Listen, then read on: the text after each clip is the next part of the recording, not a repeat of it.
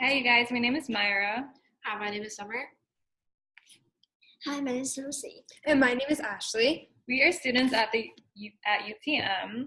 We're volunteering with the Center of Student Engagement today, collaborating with Let's Get Together on this passionate project we've been working on throughout the past year about factors that affect parent and child relationships. I hope you guys enjoy. So to begin, we're looking at a couple of guiding questions. When we began the Social Innovation Project, Allison gave us total control of one critical task: work towards answering the question, in what ways would youth like their parents involved in their learning? In the bigger picture, this question is just a part of Let's Get Together's purpose: to foster the development of youth through a healthy mindset. The idea is that directly engaging youth to identify their needs and wants from a parental relationship allows them to take initiative in their own development and ensure that they are receiving the necessary tools to grow. But what a broad topic this is. After days of attempting to approach this with limited materials and crunch time, we realize that another question looms at its root. What are the factors that affect parent-child relationships? What have previous sociologists and psychologists uncovered about the nature of parental relationships? Have there been previous investigations that cross-cut individual experiences and form a broader understanding of youth development? Going forward, our intention was to provide a comprehensive body of research that identifies the complex patterns of development that could later be paired with direct research with individuals. Together, these pieces will allow families to grow with information that informs their daily choices. So we have to look at the steps of socialization. To begin, our research uncovered a body of analysis known as the steps of socialization. We found that the process of socialization is a fundamental pillar to breaking down the development of youth into healthy adults. Beginning at the primary stage, children begin to learn values, norms, and behaviors that they should be displaying to live according to a specific culture. Moving on, entering the second stage is when a person learns the appropriate behavior to be displayed within smaller groups, such as friend groups, classrooms, or other social situations. These behaviors serve to inform individuals as they move forward, such as a student choosing a career in business after participating in groups led by business majors. Developmental socialization involves the process of developing social skills. This step can occur naturally, such as developing writing skills after learning them in school, or it can be a conscious effort, such as taking on opportunities to improve your own skills, for example, writing courses or lessons in verbal communication. The anticipatory stage is when a person practices for future social relationships. This can mean something simple, like a child playing house, and go so far as a teenager imagining parenthood after observing their parents perform their daily roles. In this step, one begins to see themselves external of their current social roles, all the while picking up pieces and cues that will move them through the resocialization phase. Finally, resocialization is said to occur throughout the human life cycle and is recognized as the rejection of previous behavior patterns and acceptance of new ones. Through this stage, individuals move from one part of their life through another, taking on new social placements and values. The four categories of factors we will be discussing today place heavy focus on the first four steps, but you cannot limit the scope. All steps are interconnected, meaning that the way one develops within their primary stage will change their perception as they move on through the rest. To answer the question of what factors affect parent-child relationships, we look at how communication, culture, health, and parental involvement. Each category is complex and will be supported with various pieces of research and theoretical development. We're beginning with communication. Communication is the sending of information from one person to another, and communication can be verbal, for example, one person talking to another, and it can be nonverbal, for example, a scowl on a person's face that will probably let other people know that he's angry. And communication can be positive or negative, effective or ineffective. Relationships between parents and their children are greatly improved when there is effective communication taking place. In general, if communication between parents and their children is good, then their relationships are good as well. Children learn how to communicate by watching their parents. If parents communicate openly and effectively, chances are that their children will too. Good communication skills will benefit children for their entire lives. Children begin to form ideas and beliefs about themselves based on how their parents communicate with them. When parents communicate effectively with their children, they're showing them respect. Children then begin to feel that they're heard and understood by their parents, which is a boost to self-esteem. On the other hand, communication between parents and children that is ineffective or negative that can lead to children to believe that they are unimportant, unheard, or misunderstood. Such children may also come to see their parents as unhelpful and untrustworthy. Parents who communicate effectively with their children are more likely to have children who are willing to do what they are told. They are also more likely to feel secure in their position in the family and are thus more likely to be cooperative. And there's some solutions for communication between parents and children. So the first one, start communicating effectively while children are young, and creates a climate for open communication. Children who feel loved and accepted by their parents are more likely to open up and share their thoughts, feelings, and concerns with their parents. Parents must demonstrate to their children that they love and accept them, and parents can do this in both verbal and nonverbal ways. So verbally, parents can let their children know they accept them through what they say. And nonverbally, parents should try to eliminate behaviors like yelling and not paying attention to their children. And such behaviors get in the way of effective communication, and communicates at your children's level. When parents communicate with their children, it's important for them to come down to their level, to their children's level, both verbally and physically. For verbally, parents should try to use age-appropriate language that their children can easily understand. And for physically, parents should not, for example, tower over their children when talking or communicating with them. Instead, they should try to lowering down to their children's level by themselves, and either by kneeling, sitting, stooping. And this will make eye contact much more easier to maintain, and children are much less likely to feel intimidated by parents when they're eye to eye. And learn how to really listen to their children. And listening is a skill that must be learned and practiced by parents. Listening is an important part of effective communication. And when parents listen to their children, they're showing them that they're interested and they care about their children, that what their children have to say. And here are some important steps to become a good listener. First, to eliminate distractions. Second, let your children know they have been heard. Third, express your own feelings and ideas when communicating with children. And lastly, keep conversation brief. The younger the children are, the more difficult it is for them to sit through a long time. And remember that your goal is to pass on information.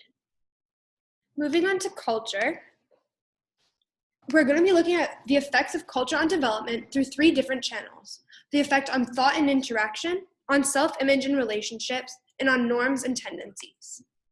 To begin, language is a key way in which culture affects development. There is substantial evidence that shows that languages and speech have formational effects on how people think and reason.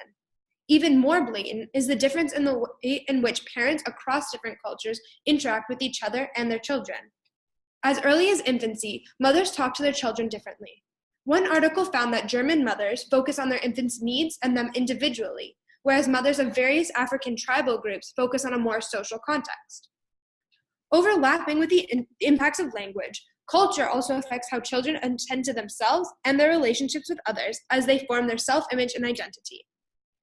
The Conversation article found that in Western European and North American cultures, children tend to refer to themselves as unique through individual characteristics, using phrases like, I am smart, I am good at art. Whereas the majority of other cultures describe themselves in a more social way, such as, I am my parents' child, I am a good friend. Additionally, parenting across different cultures varies widely, and all of which shape the development of children as they grow into adults. You often hear that people become their parents, meaning that they begin to pick up tendencies and behaviors that resemble that of their parents, and many of these behaviors can be rooted in cultural norms and standards. A contrast highlighted in the article is the perspective on authority. In Chinese culture, parents assume much of the responsibility and authority over their children, and children grow up more likely to obey with their parents' requests. whereas a case study in which Chinese immigrant children grew up in England took on similar characteristics of English children and were much less likely to follow parental demands when they were unwilling to do so. So now we will be moving on to health factors, in which we will discuss both physical and mental health. For physical health, there were various studies that discussed the impact of physical affection in particular. So researchers have described feelings of love and affiliation as a need rather than a desire. So as children are growing and developing, it is really important to address these concerns. For instance, physical health shapes a person's both personal and developmental growth in everyone. The lack of parental affection then had been found biologically linked with negative early life experiences and poor health later on in life in one study. So it really does impact everyone at every stage of life. In addition, it was found in another study that a loving touch might actually allow a child to develop their sense of body ownership, and it plays a huge role in a healthy sense of identification and self. There are two themes of affection, one where there is a simple physical gesture, such as a high five or a hug, and then there is a verbal affection, such as communication through encouraging words, or setting time to actually talk with your child and developing bedtime routines, family activities. Affection was also found to be related to factors such as stress and closeness. So allowing for these different ways to share your affection, show that you care, can help prevent future problems. Solutions that we then suggest after our analysis include trying to openly engage in active conversation with your child on everyday life or school in particular. So really try to ask questions and answer as well to encourage your child to keep engaging and conversing with you. And importantly, show affection is our main suggestion. This can be through reinforcements on doing well on a task, whether even if it's a simple task, through high fives or even a hug before bedtime. Also, try to create a family time or set a routine, especially in this day and age, such as a bedtime routine, to create a space for you and your child to talk and have family activities to bring this trust and closeness that can develop and be maintained through life. And finally, try to encourage your child in expressing their opinions through asking them questions or allowing them to make decisions earlier on in life. For example, asking your child what clothes they want to wear to school today, or asking what they want to eat. So let's talk about mental health statistics first. 1 in 5 people in Canada will personally experience a mental health problem or illness. So from the 5 of us sitting right now here, the one who made this presentation, one of us is likely to develop a mental health problem or illness. Mental illness doesn't discriminate. It affects people of all ages, education, income levels, and cultures.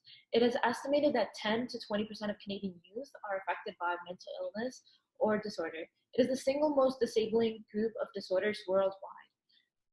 The total number of 12 to 19 years old in Canada at risk for developing depression is a staggering 3.2 million. Suicide is the leading cause of death of 15 to 24-year-old Canadians. And suicide for this age group, it is a second leading cause of death. It's just second after accidents. But the sad thing is that only 1 in 5 children who need mental health services receive them. So 4 out of 5 don't have that access to the services, to the public healthcare services, or to the services that should be available in school or at university. Once depression is recognized, though, help can make a huge difference. 80% of people who are affected can recover. They can go back to their regular activities and their regular life. So parents' mental health is related to youth mental health. Studies have shown that children of depressed parents are a high-risk group for the onset of anxiety disorder and major depressive disorder starting as early as childhood. They are also more likely to suffer from major depressive disorder in adolescence and more likely to depend on alcohol. The reason we talked about parenting styles, the reason we talked about affection before, is that this is directly linked to the mental health of youth. Poverty, for example, is directly linked to ineffective parenting methods. These parenting methods include authoritative, permissive, disengagement, and supportive. So first of all, authoritative parenting style offers structure and boundaries and discipline to children, but children are only obedient because they may fear their parent. There's a lack of self-worth, and there's not necessarily, the children might not have a great well-being. It can lack warmth, affection, as we talked about earlier. It doesn't let children make their own decisions. And parents can have very high expectations of their children, and they don't always consider the children's stage of development. Especially authoritative parenting can be based on a parent's mood. So when they're stressed or tired, they're likely to use this style of parenting. The second style is permissive parenting, which is the opposite of the authoritative style. These parents are warm, they're loving, they're affectionate, and very responsive, yet they don't always provide the guidance, the structure, or the boundaries. They often tend to give in to children without setting any consequences or acting on them. They don't always teach them about their own behavior, or how their own behavior or actions are impacting others. These children can feel loved, but they lack the self-discipline or the social skills to function in school and in normal life. And they tend to be very anxious and insecure. And the combination of the authoritative style of parenting and permissive style of parenting is disengagement parenting style. It combines a lack of love from the authoritarian parent and a lack of discipline and structure from the permissive parenting style. These parents may take little interest in their children. They may only tend to the basic necessities, but they don't always tend to the deeper needs of their children. They don't tend to the deeper emotional, the social, psychological needs that children need in order to be able to function in society. They don't provide the supervision, and sometimes it's because they just can't. Sometimes they're too busy with work. Sometimes their own personal mental illness can impact their emotional or social bonding with their children. These parents have very low expectations of their children achieving anything at school. And these children that grow up under this style of parenting, they're withdrawn, they're anxious and insecure, and they get into trouble or they skip school. And and sometimes it's just that their parents don't care. When the children of authoritative parents reach adolescence, they may tend to lash out because sometimes children are programmed to be just human learning machines. And once they come into their own self-consciousness, and once they have this awakening in adolescence, they might turn to rebellious behavior. They might turn to the internet. Like, internet addiction is a serious issue. And they might turn to these things to get rid of that deep inner dissatisfaction and depression that they might be feeling. So let's just talk about supportive parenting style for a moment. But the supportive style of parenting, as we've said before in the presentation, it involves the emotional warmth, the affection that children need to function better in society. Parents need to create structure, they need to create the boundaries, they need to create the discipline, but they also can create this through a reward system. Think of video games. Researchers have found that kids that play video games, it's because once they complete a specific task or a challenge in that game, they have a reward at the end. And you can apply this to your parenting methods. Parents need to listen to their children, as we have said before. They need to question, they need to have discussions, and they need to know their child's point of view of seeing the world. They need to explain things. One of the things that parents that know that they suffer from anxiety, that they suffer from depression, is talking about this. Instead of keeping your child in the dark, you need to have these conversations, because these can actually prevent these conditions occurring in your children, or you can just provide them with the tools that are necessary to your children on how to best deal with them. The idea that you need to get through this is consistency. You need to be consistent in the affection that you're showing. You need to be consistent in the consequences that you're setting. And by doing these, you're helping them become more self-confident, self-capable, emotionally mature. You're giving them good social skills, a happiness, and a better well-being. Now, the one thing that in general that we have to still, as a society, work on is reducing mental health stigma. Stigma about mental health happens cross-culturally. It can inhibit an individual's ability to ask for help. For example, in Toronto here, A study recently found that the descent of Chinese and South Asian tend to have more severe mental illness when they finally go in for treatment, which speaks for the importance of communication and openness as related to culture and socialization. For parents, it's helpful to know the difference between normal fears and anxiety. A normal fear is a feeling of doom, unease, apprehensiveness in response to an imminent danger, whereas anxiety is that same feeling, but there is no danger present. So the best thing that parents can do is to give their children plenty of information, and you cannot overreact in such situations. And you have to always remember that they're watching. So you have to work on your communication, whether it is nonverbal or verbal. And the signs of depression: sad and having an irritable mood lasting for at least 2 weeks, sleep changes, lack of energy, change in appetite, irritability and agitation, withdrawal and disinterest in the things that they enjoy regularly, or just a withdrawal from you or their friends. Once you spot these symptoms, you need to act. And the best thing that you can do is just talk about it. Have that effective communication, have that open communication channel. You have to talk about suicide and self-harm because, as we know, it's a reality. And talking about these things is preventative. You have to ask open-ended questions. Don't ask yes and no. Don't ask yes and no questions. You have to model problem solving and adaptive ways of thinking. And that could be how you deal with your anxiety or how you deal with your depression.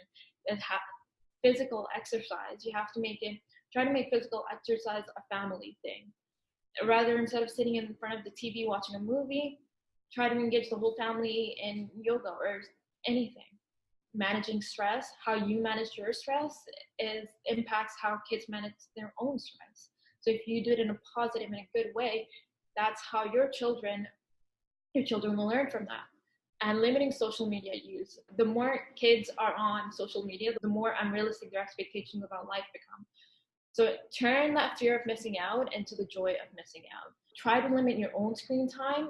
When you limit your own screen time, you are limiting your kids' screen time.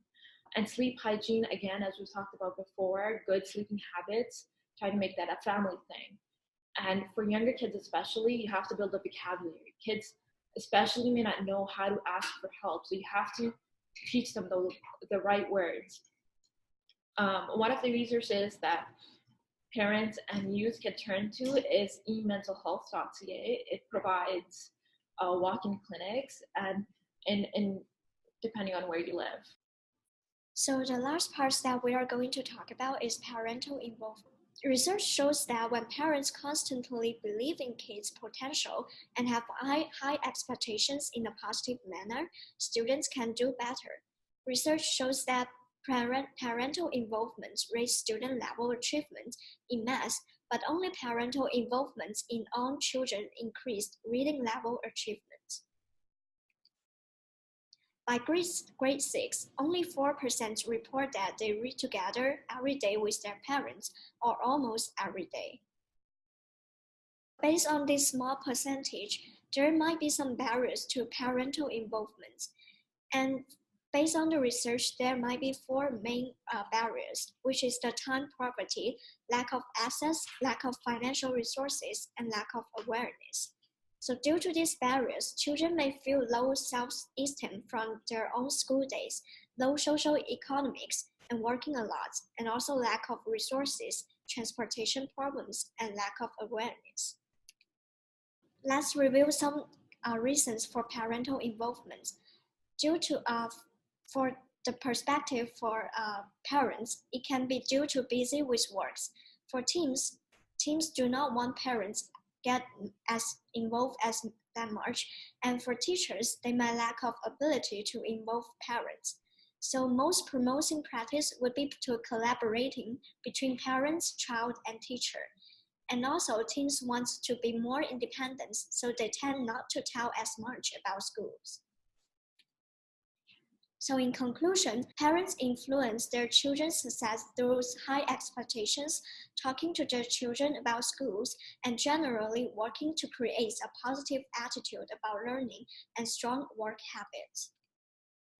So there are some possible solutions for parental involvement. The first one, parenting skills to assist parents with understanding their children's learning needs and helping teachers to understand their family needs. And also learning at home strategies that engage the family with their children's schoolwork. For example, regularly schedule a family meeting or time to talk. So it is one of the useful communication tools for families with older children. And the third solutions could be an open channel of communication between parents and teachers, and decision makings that includes parents as key stakeholders in making the decisions that will impact student learning, and also volunteering that reorganize parents' talents and contributions both in and for the school, collaborating with the community to create mutual benefits by sharing resources and contributing both school and community goals. In conclusion, through our research and analysis, we have found that the complexities of communication, culture, mental and physical health, and parental involvement in external relations are interconnected and self-enforcing when it comes to developing the relationship between parent and child. These factors consistently work together to shape how interactions take place, which in turn informs youth as they move through their steps of socialization. Effective relationships require two-way communication that allows for open channels between youth and their guiding figures. The factors that we have discussed are part of what shapes these dynamics, and recognition of them is critical for strengthening growth. This project was means to an end. While we answer the question, what factors affect parent-child relationships, we are left wondering how exactly do youth want their parents involved? Let's Get Together's motto of inspire, initiate, and learn is focused on providing youth with the opportunity to take initiative in their own learning. Inherently, this begins with an understanding of what affects their experiences in the world, as we have demonstrated, which can then be taken with youth's own recognition of their needs and desires in social relationships. We argue that openness and parental involvement in a child's education are the most important aspects to growth of youth, and we have presented a series of solutions to ensuring that relationships supersede these barriers. Going forward, we hope that Let's Get Together continues in their movements to inspire, initiate, and learn by hosting focus groups, surveys, youth and parental socialization events, and additional quantitative and qualitative investigations. The opportunity for individuals to meet and discuss will serve to enrich existing research and bring Let's Get Together closer to its vision of empowering families and strengthening communities. So thank you guys for joining us today. We're glad to be able to have done this research, and it's been a pleasure working with the Center of Student Engagement and Let's Get Together for this whole year. So thank you.